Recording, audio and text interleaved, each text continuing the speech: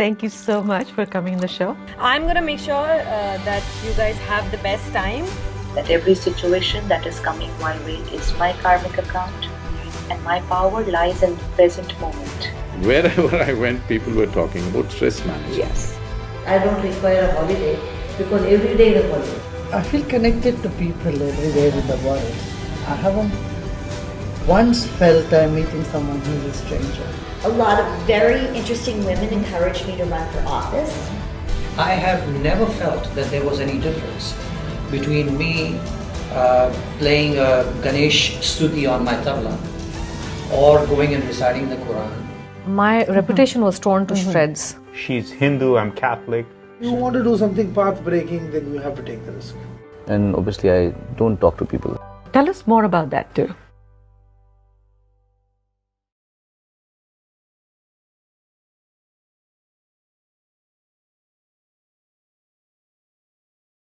Welcome to Chai with Manju. We have a very special guest with us today. Lovely, talented, beautiful Bharatanatyam dancer, Radhe Jaggi, who will be performing at Sri Lakshmi Temple in Ashland on 27th September, Friday. So let us meet Radhe Jaggi. So welcome to Boston. Thank you so much. Thank you for having me. We are so excited. And I have to tell you, in all my years of doing Chai with Manju, this is my first father followed by daughter interview. I interviewed your father in 2013, of course, Sadhguruji. And then, so it's a privilege to interview you today. Now, we have this big show tomorrow. So, what can the audience expect from the show perspective first? So, share with them. So, I'm a Bharatanatyam dancer. I was trained in Kalakshetra. Right. I joined when I was about 16, which is when I took up Bharatanatyam a little bit more seriously. So my style is very typical of that style. Okay. But at the same time, my guru is Leela Sampson, who has a slightly different approach to the same style of dance. And so hopefully I do justice to that sort of training that I've had tomorrow. Now, is there a story or a theme tomorrow? No theme per se. I think the pieces that I'm performing tomorrow are largely based on Shiva. Okay. Because I think in terms of dance, in terms of meditation, in terms of spirituality, if you think of him as a yogi, he's definitely the one who's given us the most incredible opportunity. And so the pieces that I do largely will be in that direction. Okay. Are you performing by yourself or? I'm a solo performer. I'm part of my dance teacher's dance company. But most of the time I do solo performances. Oh, that's wonderful. Now, I read a very interesting story. In some ways, I think your journey started even before you were born. I read that your parents had gone to the Kalakshetra Center and your mother said that if I ever have a girl, I want her to learn dance here, right? That's true. I grew up learning Bharatanatyam, but in a very not committed, in a very casual way. Like all children are, we don't ever take anything seriously. And I had a lot of questions. So if somebody didn't answer my question, I would get upset and I would not dance anymore or I would not do something else. So I switched back and forth. Definitely my education in Bharatanatyam did not start till I went to Kalakshetra. Really? At least as far as my experience of it went. But before I was born and maybe before they were married or maybe just after they were married, they visited Kalakshetra and my mother was taken by these beautiful girls in dance saris and half saris, cycling to college and coming back. And she thought, if I ever have a girl, definitely this is where we should send her. But I did not know any of this until the day I graduated from Kalakshetra. So when we graduate, before we graduate, as part of our examinations, we have to give a performance. So we give it as a class. So my entire class, we danced together and it was part of our examination. It was only on that day that my father told me that they had visited and that my mother had really wanted something like this to happen. She wanted to learn dance and she never had the opportunity until after she got married. She went to a few classes, but my father and mother traveled so much that there was no way she could pursue it. So I guess here I am, completely by accident, fulfilling what she wanted. There are no accidents and no coincidences in life, right? So, now, which one has been one of your most memorable performances? Something that left One a of mark. my earliest performances, one of Mhm. my earliest solo performances, I had graduated from college maybe a year or 2 years before that, was in Bhopal, and I had traveled to perform there with all of my musicians, with live musicians, and with my teacher at that time, not Leela Ka, but another teacher. And for the first time, I experienced what it was to be completely in control of everything on stage, but at the same time to be so vulnerable because everybody's watching you and every movement of yours is observed. And that very delicate balance between being very much in control but also 100% vulnerable at the same time. That's something that I'll never forget, and I think that's something that we're constantly trying to bring to the stage.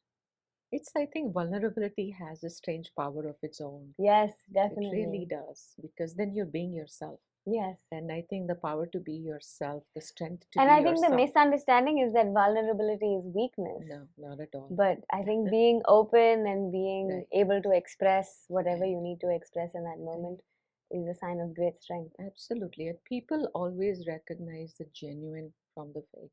If you're vulnerable and you're genuine and you're showing it and you're being yourself in whatever form of life, I think that's what strikes a chord with Definitely, people. I find that in medicine too. Now, let's talk a little bit about this wonderful cause that the fundraiser is about. And so this, from what I was reading, the Cauvery River, of course, provides water to over 84 million people in southern states, and 40% of the river has dried up in the last 70 years or so. So that's why this whole project has come about. So tell us more about the project and how you got involved.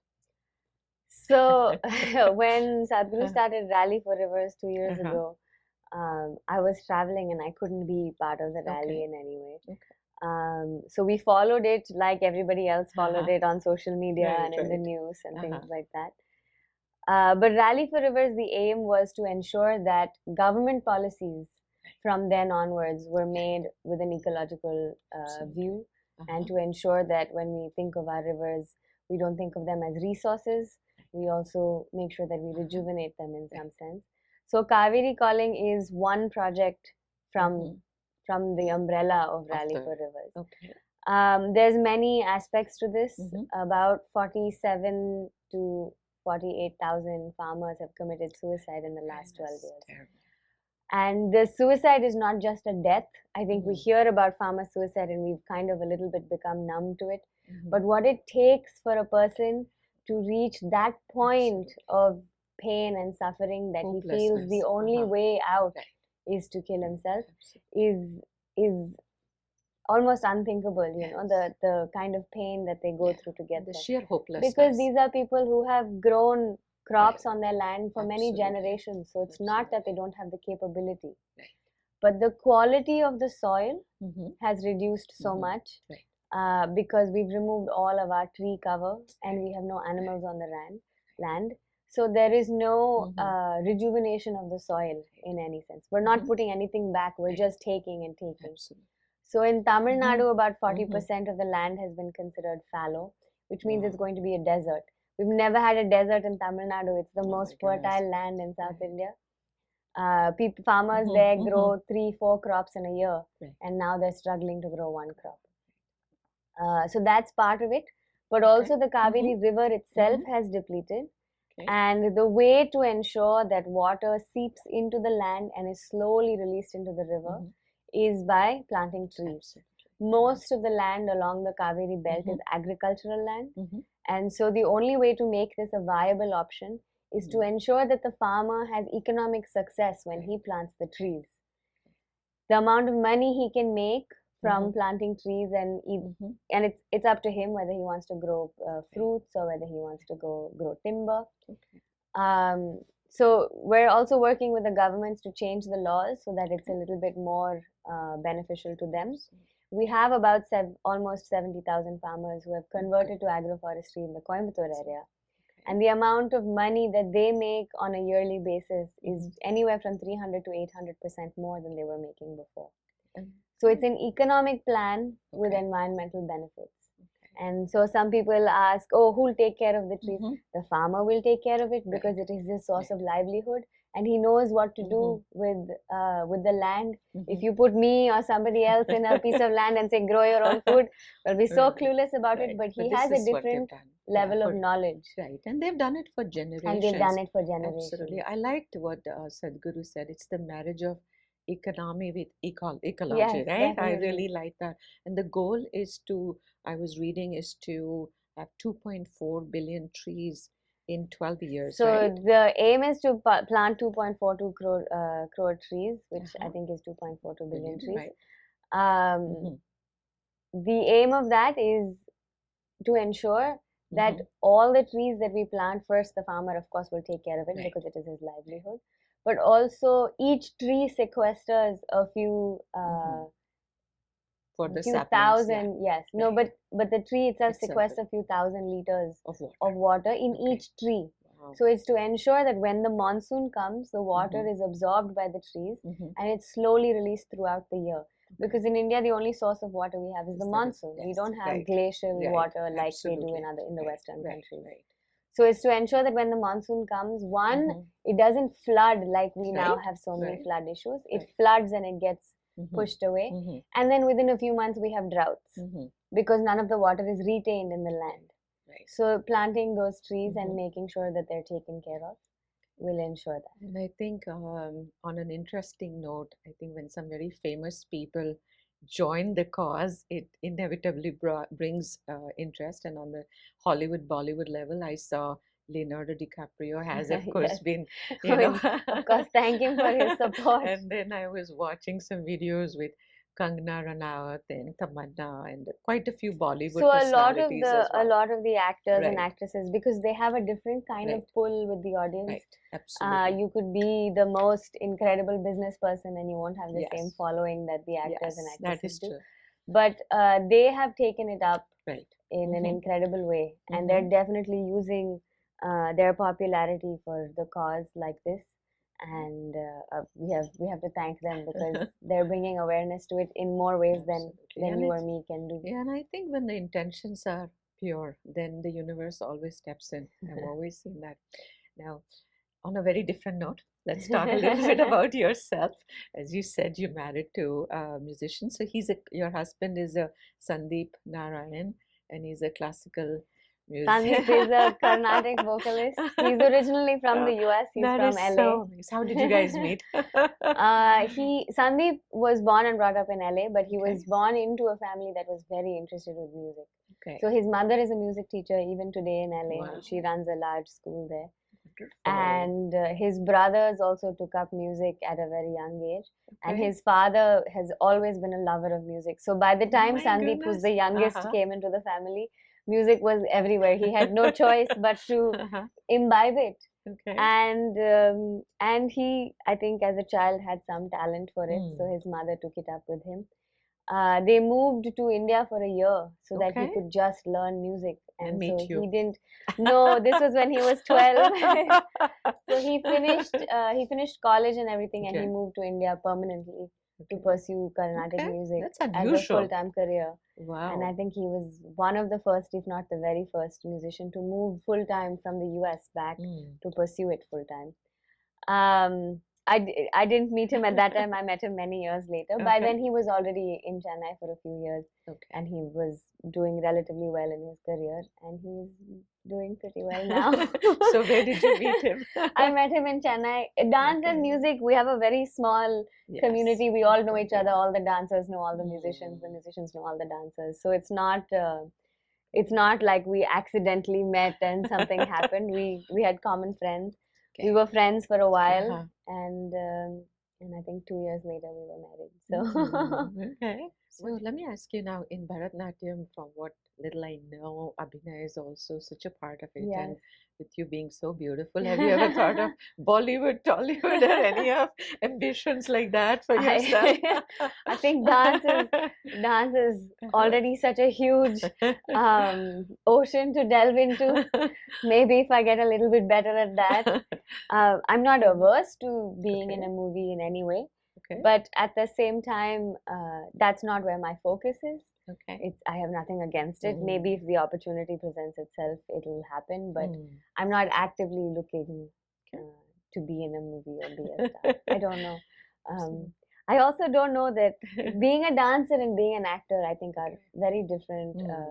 There are very different requirements of you. We've had some very famous dancers in Hindi movies, Hema Yes. Malini, Vajanti So Mala, at all that of them, time, right? when movies were being made, even in South Right. Indian in movies like Vajanti Mala and all of them, at that time when dancing was introduced to movies, it was the classical dancers that were chosen for these roles. Right. If you look at it now, Bollywood dancing is very different from classical dance. But even then, if you look at Mumbai, a lot of the dancing has Lavani roots. Right. So if you think back to Apsara Ali and all of that, they had a lot of classical and traditional folk and classical, I'm sorry. You know, the classical music and dance is always, there'll always be our roots there. Yes. So I have to say, when I was reading about you, I found some very interesting stories about your love for saris, and I hope our green screen show still manages to show this beautiful green sari that you're wearing. So there is a very nice story about your love for saris, right? And Boston people love saris a lot. So I thought we'll share that story as well. You got some of your mom's saris, right? I did. So my mother passed away when I was quite young, but my father kept some of the saris that she really enjoyed to wear. Kept some of those saris. So when I was about 16 and I joined Kalakshetra, part of the uniform is to wear sari. Okay. So we wear dance saris, which are shorter practice saris when we're dancing. But the days that we're not dancing, we have to wear saris. Okay. So when I joined Kalakshetra, suddenly this whole selection of beautiful saris was given to me. And I love it. I think it's so comfortable. I don't know why people my age or younger think it's difficult. I think it's just a question of getting used to it, because we're so used to putting on pants and a t-shirt, and I'm very comfortable in pants and a t-shirt. You should ask. I mean, anybody who knows me will know. But I love the feel of the fabric. I love the texture, the 100,000 different ways in which they weave saris, the different designs, the different textures, the different materials. And now people are doing really interesting things with linens, with ahimsa silk. So there's such a variety to it, which I think you don't have so much with Western clothes. And nothing more Indian than a sari. So for the sheer variety, I think when I was young, that's how I fell in love with it. And now it's just a question of comfort, really. You know, as I'm watching you and listening to you and doing this interview, you remind me so much of your father. You have his eyes. And I have to tell you, I've interviewed so many people in all these years of doing this show. And I met him at a time when I just lost my parents, and he was so kind. He just sat the way you're sitting and talked to me for 2 hours, and I've never forgotten his kindness. And I'm not surprised that you are taking such a big cause and helping so many people. So I wish you all the best. Thank you so much. Right. Thank you so much for having me.